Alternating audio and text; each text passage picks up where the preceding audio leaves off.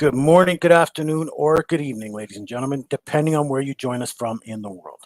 Welcome once again to Open Up, our live talk show.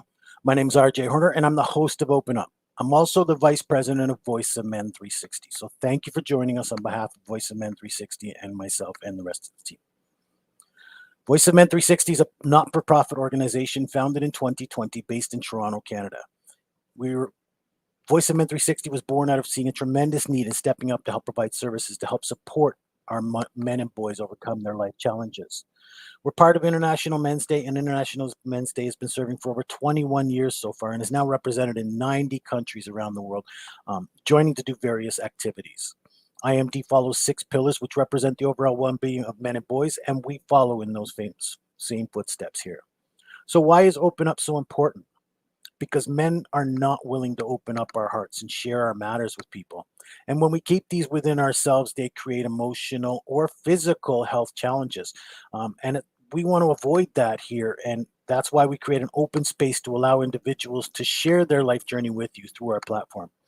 We aim to create awareness about the life challenges and the struggles that our men and boys have to go through in their lives. There are no limitations with gender, age, nationality, or ethnic groups. All walks of life are invited to participate in our program. Our goal is to make a positive impact in someone's life through this program. Open Up is on Wednesdays at 6 p.m. and Sundays at 10 a.m. Eastern Time. We bring individuals to share their life journey and share their experiences to help you with your journey. We'd like to remind you at this time that Voice of Men 360's mission is always delivered with good faith towards peaceful harmony. The views and opinions expressed in today's episode are those of our speakers and do not necessarily represent Voice of Men 360. Our organization engages in discussion forums to offer inspiration and create awareness to the issues of men who wish to overcome their life challenges. We're not providing medical or therapeutic advice. Should you require that type of assistance, we recommend you contact a medical professional immediately. If you have any questions or concerns about today's episode or any Voice of Men 360 content, email info@voiceofmen360.org. I'm excited about our speaker today because he is an acquaintance of mine. On top of being an established coach in the personal development field, I met him because he's a student of personal development, and we go through various trainings and masterminds and other opportunities together. So I'd like to introduce Marc Maynard, who is also a life mastery consultant at the Brave Thinking Institute. So thank you for joining us, Marc, and you're also the personal growth trainer. I know you by that. That's how I send you my contact information. So thank you, Marc.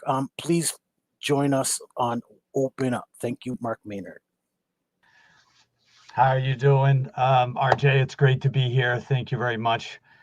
I'm really excited about this opportunity. I love what you're doing here. It really resonates with me as I've had what I feel to be some pretty good challenges in my life to get to this point. And I'm really excited to offer what I offer for people to help them find the greatest in themselves and live a life they absolutely love living. Oh, wonderful. I love that. Again, I know you, like I said, to be a student and a teacher in the personal development field. Tell us a little bit more about that, where the passion comes from. Why are you doing that? Why are you helping other people instead of just living a great life yourself? Well, that's an awesome question. I'll tell you what.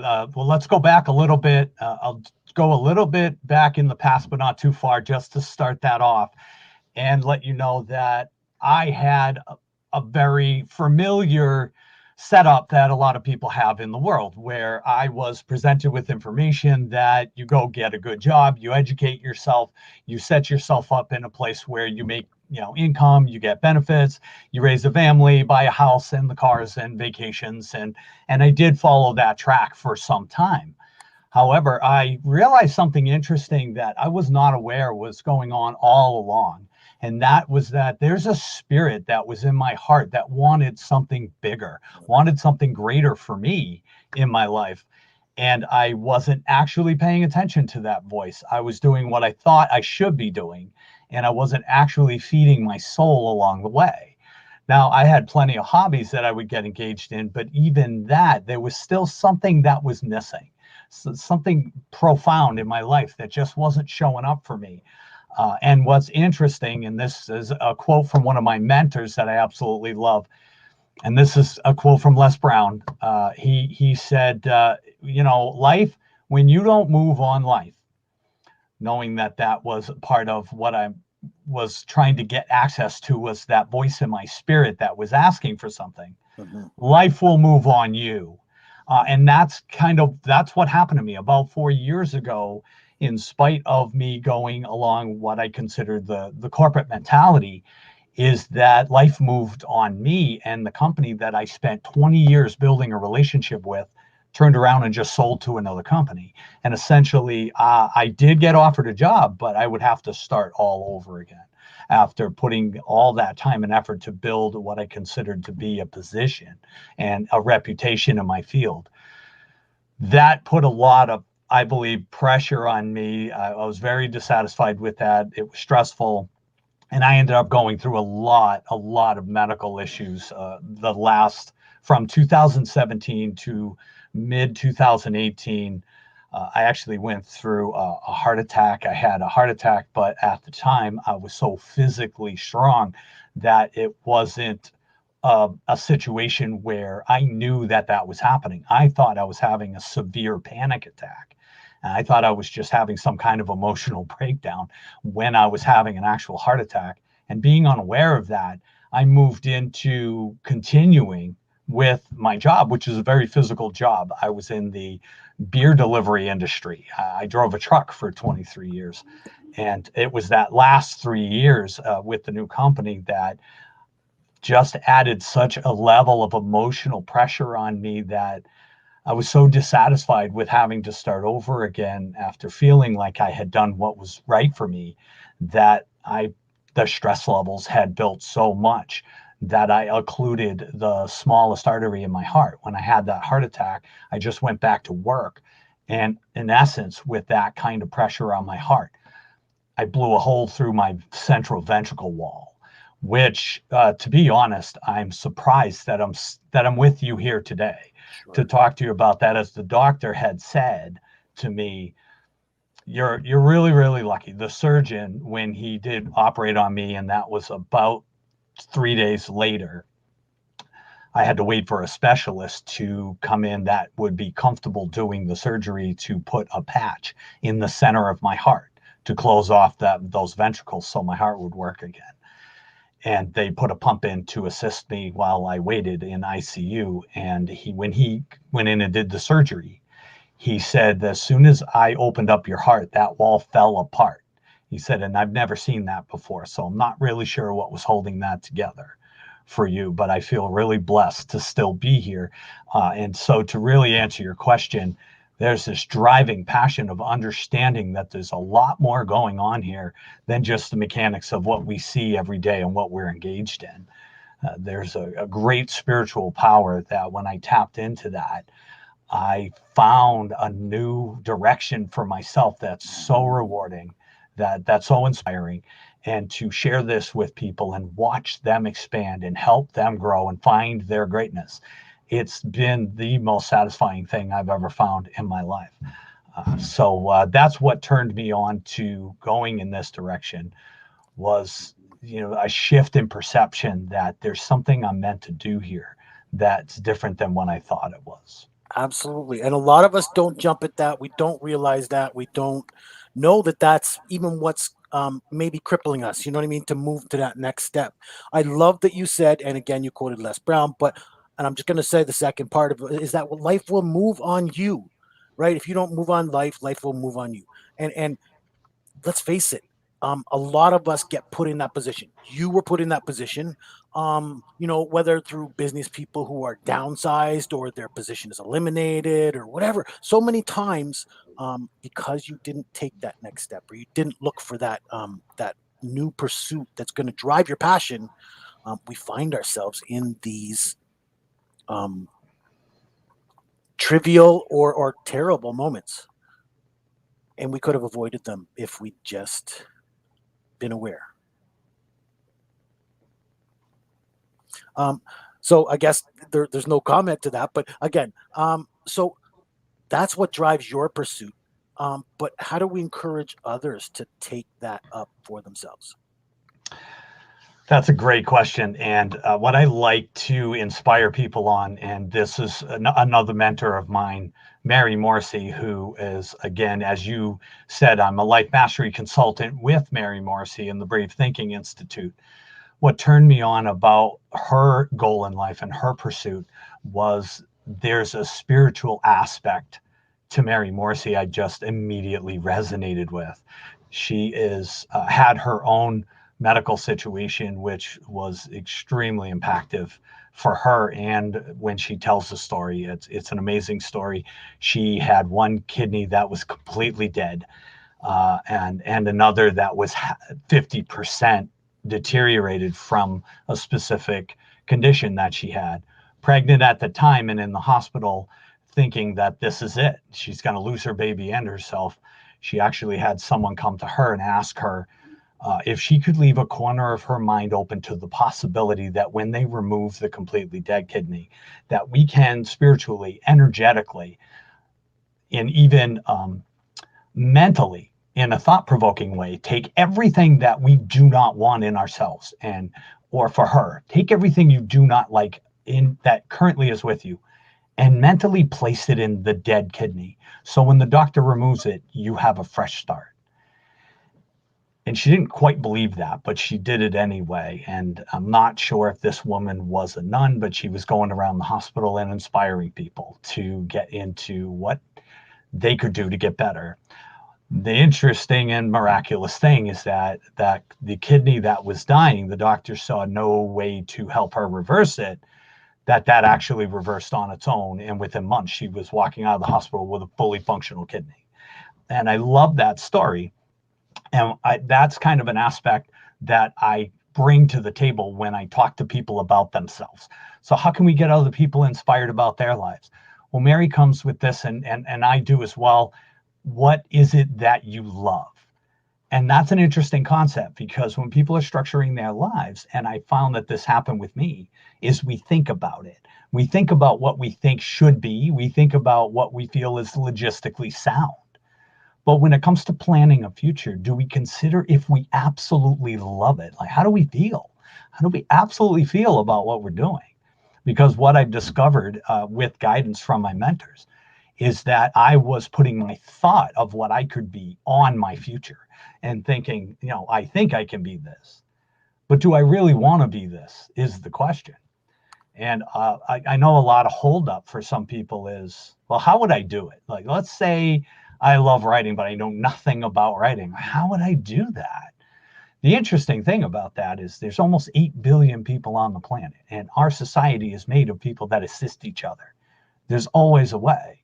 And so many people know how to do so many things that we can leverage each other's skill and ability and access that. We can be great at what it is we want to be great at. And then we can leverage other people's skill and ability to do the things that we either don't have time or have no interest in learning. So I come from that place when I talk to people is, what is it that you would love? What would be a perfect life for you? If you had to structure that out, what would it be? And that ends up starting the conversation. And most people end up getting to a place where they say, and a lot of things that they love in their life that they wouldn't if you ask them, would you want to do, what do you want for a career? Because if you ask them what they want to do with their life, a lot of times that their intellect will come in and try to structure what they think is possible. Mm-hmm. And that is really where the conversation begins, is getting people into their heart. Because there's this amazing system here. And as Bob Proctor says, all the knowledge that ever was or ever will be is equally present in all places at the same time. And we're electromagnets. We actually have access to all that information, but only if we're willing to allow ourselves access to it. And that sounds a little cryptic, but actually what's happening, it's a frequency, it's a vibration. And if we get on a higher vibration, if we get on a heartfelt, upward, what we call generating state, with in the Brave Thinking Institute, is we get ourselves to a frequency that we now can start having ideas and thoughts about, oh, I could do that, or I could call that person, or what if I did this? What would happen then? And it's very intriguing, because when we're on a lower state, if we're discouraged, depressed, or just not engaged in what we're doing, those thoughts don't come at all because we're not on the harmonious frequency of them. So that's that's exactly where I start out when I engage people on what they want to do. No, absolutely. Because you know what? You think in terms of possibilities and options. And then how can we achieve these possibilities? How can we make it happen? And you know what? For some people, that might be quite blatantly obvious. But for others, that might be the eye-opening thing, that the factor that they've been missing, right? The fact that they think of blockages, right? A dream or an option comes up, and they're thinking, well, yeah, but I could do this, but, or if I do this, what will happen? What will life look like? So just that frame of mind, that reframing to think of, wow, if I thought about it, the potential here, and then how do I reach that potential? It's a skill that some people just maybe do not possess or do not even think about when they process things. So thank you for that little tool. Hmm. Absolutely. Um, let's go back if we could. I want to know what influenced Marc. Let's talk about your youth. What were you like as a young lad? Oh, well, that's an absolutely perfect place to go into for this, and let's take a look at how this all started. And I really want to share this message with everybody out there, especially the young boys and men that are growing up and feel that they have a lot of challenges facing them. And there might be that feeling in their heart that, well, okay, what do I do? How do I overcome these limitations that I see in front of me? So going back, I'm going to go all the way back to when I was 6. That was a very profound time in my life. I had a lot of challenges in my family life. My general vibration of my family was not very good.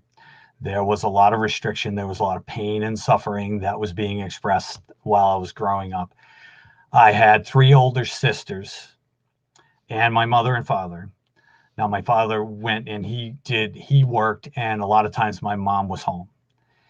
And she had a lot of issues from her childhood. And at that time, that generation, that wasn't something that was very popular. That wasn't something people knew about. We didn't talk about what the issues were. No one ever talked about what happened behind closed doors. These things were off limits when I was a kid.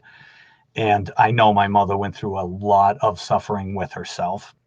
I have since looked at this situation in that actual generation of women that grew up right at the start of the women's lib movement, where women wanted the, obvious reasons, to have that equality, be able to vote, go to work, build a career, and have that self that's expressed.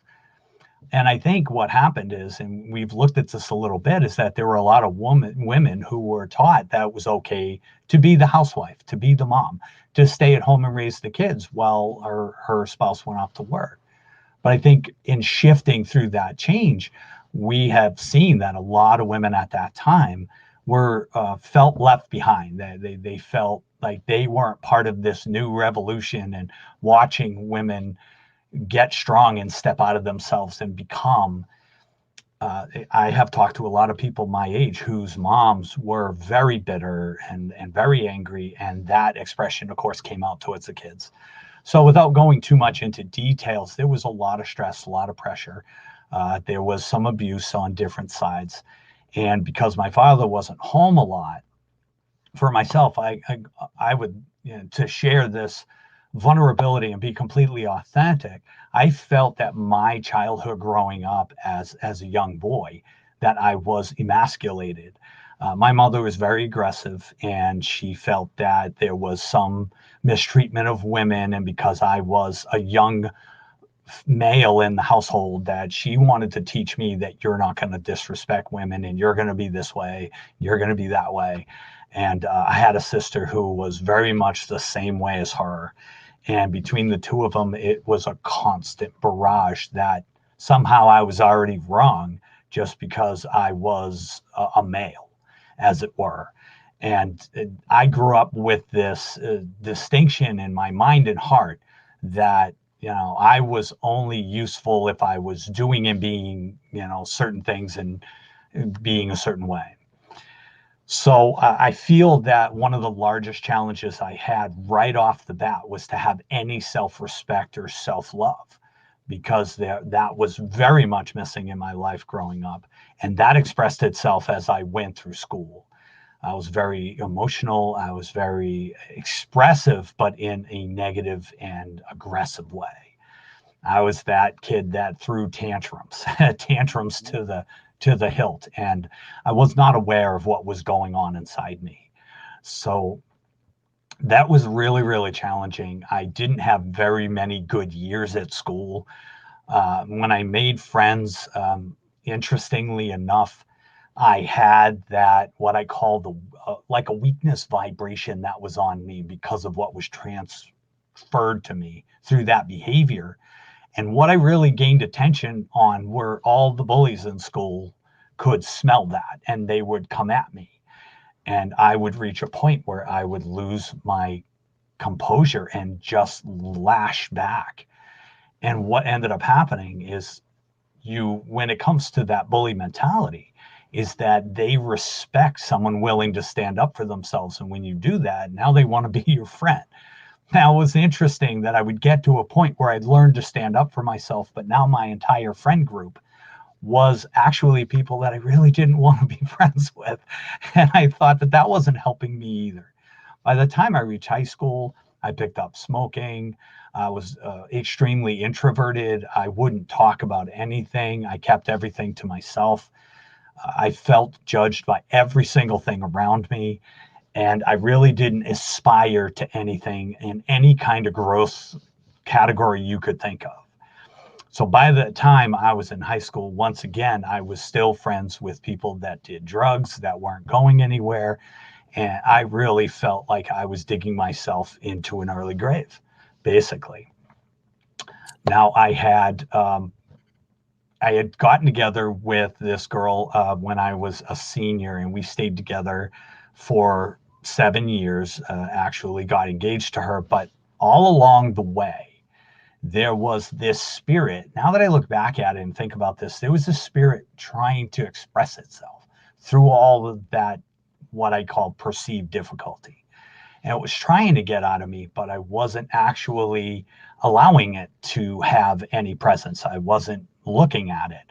I was constantly in my mind and in my program about how I felt and what I thought I was. So I had an idea of what I thought I was, and I would just stay in my own little, as I've heard one person say recently, my own little hobbit hole, and just hide away from everyone else because no one's going to accept me. No one appreciates me. What do I have to offer? All of the things you hear when we are in the lower levels of depression, but not even acknowledging that, not having a support system. That just kept expressing itself, all the difficulty. Anytime someone did try to come and care about me, I would push them away, not even knowing I was doing that I was scared. I didn't trust anyone. You're going to hurt me and you want to take advantage of me. And me and my fiance, because we got engaged, we ended up fighting like cats and dogs for 4 months, and she eventually left me, that I don't want to deal with this anymore. And that became what I considered to be at that time the final straw for me, that I crashed, emotionally crashed, and was forced to see myself for the first time in my life, actually see myself separate from what I considered to be my day-to-day routine. And it was very interesting because I feel like the two of us were taking advantage of any support we could get from each other, but that we really weren't in love. And that showed up so much because when she left, I wasn't hurt because I loved her. I was hurt because I was alone. I was hurt because she just left and I have to figure it out. And it was so impactful for me because it was at that moment that I was going to either make or break myself based on what I had left in the tank as far as strength and awareness of what was going on. I realized my past. For the first time, I realized you are what you are because of what you've experienced. And that happened organically for me. I didn't have a mentor show me. I didn't have a hero I was following. It just happened because I was left to my own devices at a point in time that apparently it was, as Les said, this is the time life's going to move on me, and it's going to show me myself for the first time. So as that happened, I was initially crushed by that. And again, total authenticity. It was so bad that the only thing I could think of that would take all of this misery away was just not to be here anymore. I've been there. And the first time in my life I understood why and how someone can become suicidal. Yeah. And maybe not that they're suicidal in that moment, but I don't care what you say. Many people have asked themselves, why am I here? Why, like, what's the point of going on? You know what I mean? So, and maybe it is that they're suicidal, but it is that they just can't figure a way out or a way beyond. Right? Right, exactly. And that's where I felt I was at that moment. Yeah. That with all this pain and pressure, I had no answers. And that thought of, but if I wasn't here, the pain would stop. Yes. And at that moment, I understood what people feel like when they're in that place. Yes. Yeah. That's why I have that empathy too. You know what? I've had many years of depression. I've had a similar life to you, Marc, you know? And so I've had many years of depression. And I can honestly say, I don't believe I've ever been suicidal, but I can honestly say I've asked myself that kind of question at least 1,000 times in my lifetime, you know, and it's sad to have to ask yourself something like that once, but to ask yourself repeatedly, it really it describes a lack of purpose or a lack of a reason to get out of bed, basically. Yes, absolutely. And yeah, that was such a profound moment for me. And I did end up getting to that state. I did buckle to that notion, and I planned and attempted. And I felt I was so scared of pain that I did it wrong, which, thankful. And a lot of people around me say, I'm very glad that you weren't talented at that so that you were still here. And when I did it wrong and woke up, there was something so I would love to share with everybody. This feeling that occurred to me at that time is what I call my spiritual awakening. I was living with a friend of mine at the time, and I had ingested a bunch of pills and I had a lot to drink, and he brought me to the hospital so that they could do what they could do. And they asked me to stay and talk to someone. So of course I did. I was very ashamed of the moment. How do I express to people what I'm going through? How do I tell you why this hurts so bad? How do I explain to you that I really don't want to gain this kind of attention? I just want this to stop. Sure. And when I got in the hospital room, I had to wait about 6 hours to talk to the on-call doctor about why I did what I did. And I had all that time. All I did was stare out the window of the room I was in. And I was looking at a park that I've seen many times in my childhood. And I'm just staring at it. And all this energy is just tumultuously churning inside me of, what do I do now? What do you do now? That didn't work. Now what are you going to do? Now what are you going to do? And all this turned into this phoenix energy that just came up, that spirit that I engage people with nowadays all the time. There's a spirit in our heart. And that spirit that came up on me said, the light bulb went off. And I was like, I get it. I have just been emulating what was handed to me. And I don't have to do that. It was really interesting because I had never considered that option, ever. That what was given to me as information that I've been basing my life on all of this time is not the only information there is. And it was so ecstatic. I was so ecstatic, so excited that, I could just choose something new and just go after that. I could literally just choose to be someone else and become that. and I couldn't wait to get out of that hospital room. I got to tell you, I could not wait to leave. I get it now. And all this life just poured into me and said, go become something different. Go Yes. put something new on and try that out. When I finally did talk to the doctor, I was very excited. He was a little taken aback that I had made such a quick shift, but because I was self-admitted, right, they answered the questions, I can now leave and then go home and start everything over again. And I have to tell you, within a year, I had finished high school because I hadn't finished high school. I had gotten a better job, more money, bought a convertible, met the woman of my dreams, moved into a house with her and the kids she had, started life all over again. Within 1 year, I was a completely different person. Mhm. And it was so inspiring to me that I want more of this. I want more of this, and I want everyone else to have more of this. Yes, that's exactly the spirit. Yes, right. That's what it is. But again, I come from a place of anger. I wasn't suicidal. I wasn't at that point. But I'll tell you, when I was about to lose my house, my home, everything. You know what I mean? Mhm.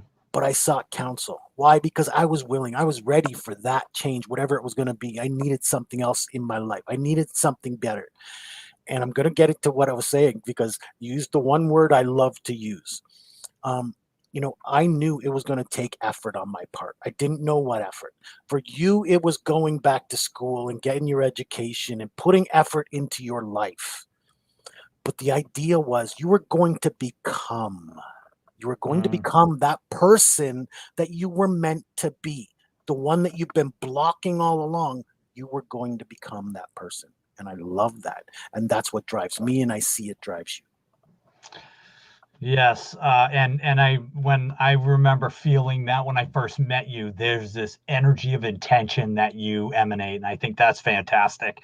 I love that energy, and I love more people they have it, and I'd love more people to get into that energy that they have, Right. because there are a lot of people who are very intentional like that, and that's a great place. Like you said, you came from a place of anger, and I could sense that edge on you. But the fact that you're channeling all that energy into betterment, the fact that you're driving that to or having that drive you into more success, into expanding what you're doing and expressing yourself, that is such a great tool we can use, Mhm. because that's the energy and passion that we have just to be alive.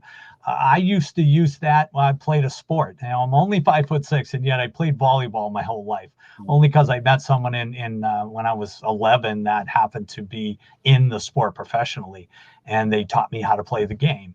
And what's interesting is, with all that suffering I had, I would use it on the court. I would use that almost frustration and anger to channel myself into getting better. And a lot of people around me didn't even get, like, how are you doing that? How are you getting better when you should be off your game? But instead, it's like they would say about me, don't get him upset because he focuses. And I Hey, love that's great. that. That's a great tool to have. Absolutely. But again, you know what? That passion, that pursuit, that's what more of our men need. And you know what? Yeah, maybe there's the obstacle. Okay, but I need to do this or do this or do this. But those are only obstacles for, again, we can get through them. I can do this. I can get that certification. I can go out and meet these people. It's all little obstacles to the challenge of becoming that person. Yeah, absolutely. So, so we're going to start to end out the show. I love to ask a couple of questions, and the first one is, what can our young men and boys do to empower their life journey? That's a fantastic question. Again, I want to just regress to that question that Mary shared with me.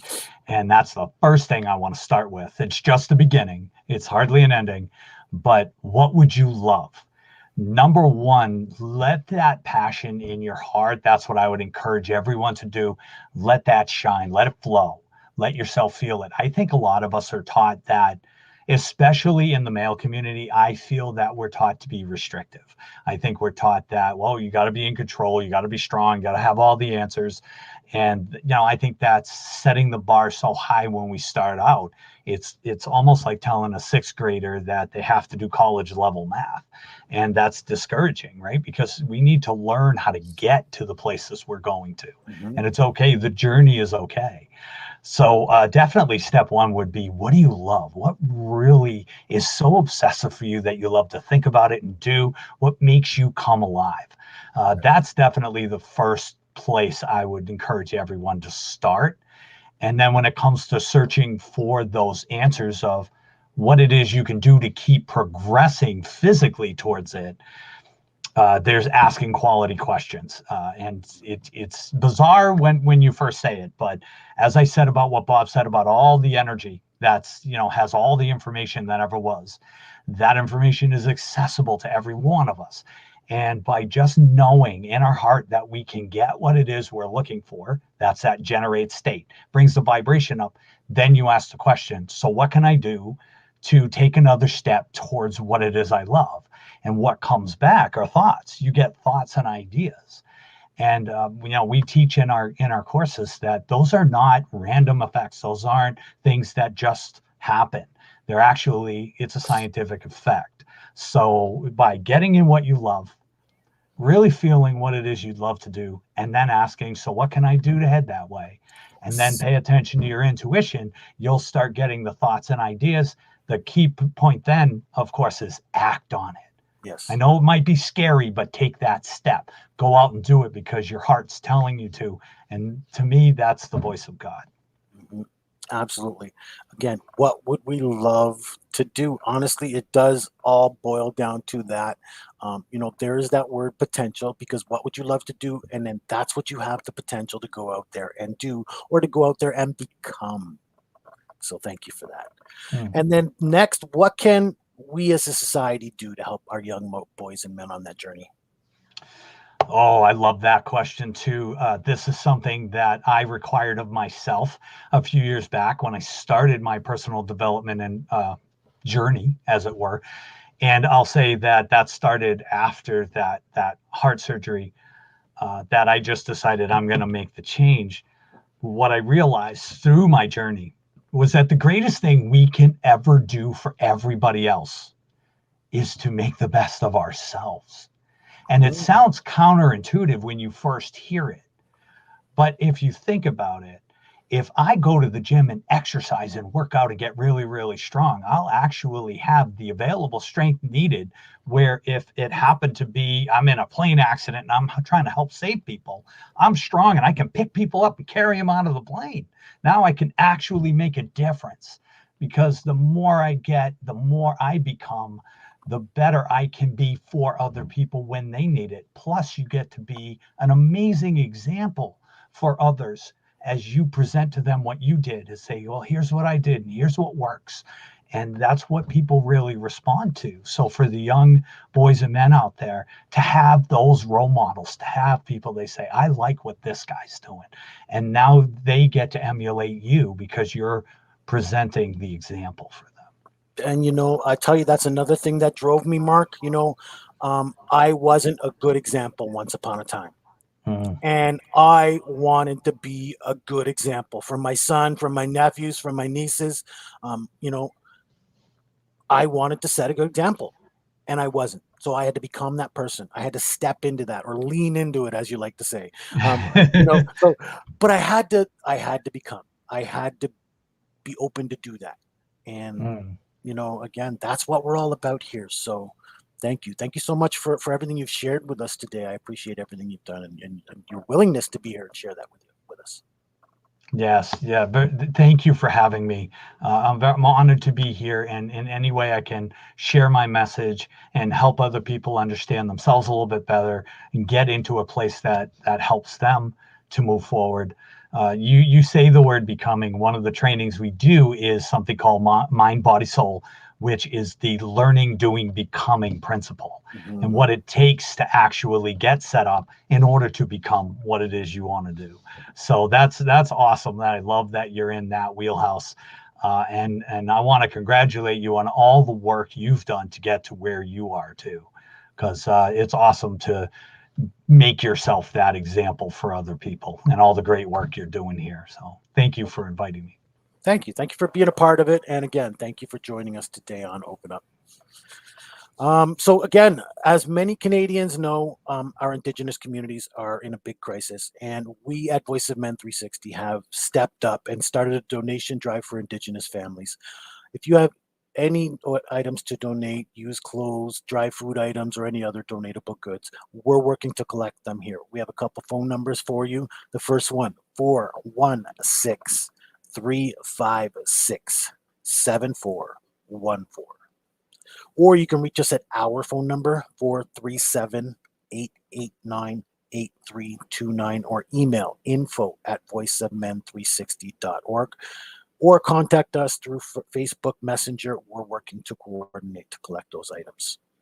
We have several live shows on Voice of Men 360. The first you've just participated in, called Open Up, where we invite people to share their life journey with you.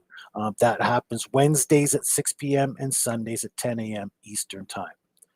Then we have a Tamil language live talk show, which is called Vili, which means I in English. That takes place Sundays at 8 a.m. Eastern Time, which is the same purpose, people sharing their personal life journey in the Tamil language.